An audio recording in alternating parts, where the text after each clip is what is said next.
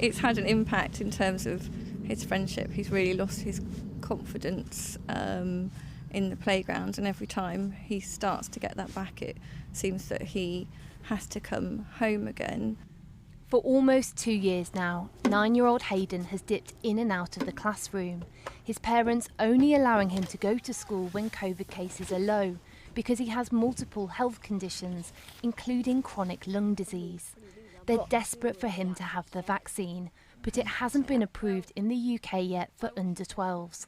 So it seems that the government's whole approach is to focus on vaccinating people. When I watch the press conferences, I feel really angry because I know that's something that Hayden isn't able to do. I'm just sat there thinking, why isn't my child being given the chance to protect himself? Why is it taking so long, and why is there no recognition of the harm that this is causing?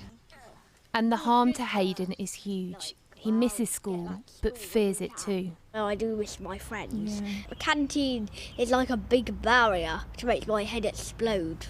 What is it about the canteen that worries you, Hayden? So many people.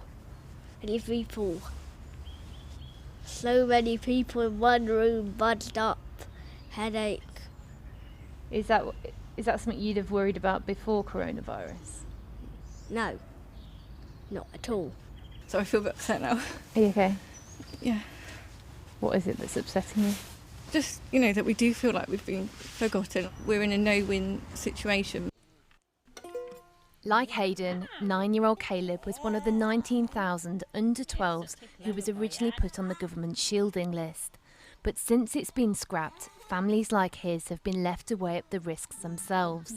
It means Caleb has only briefly been back to school in 2 years, and his whole family have shielded during the pandemic to keep him safe. I have 3 other grandchildren, and I find that quite hard, not seeing them. We don't really have a choice because we have to protect Caleb because he wouldn't cope with it. So we're desperate for Caleb to be vaccinated, absolutely desperate. The family's frustration increasing further as they watch healthy adults in the UK get a 3rd dose and other countries vaccinate children of his age.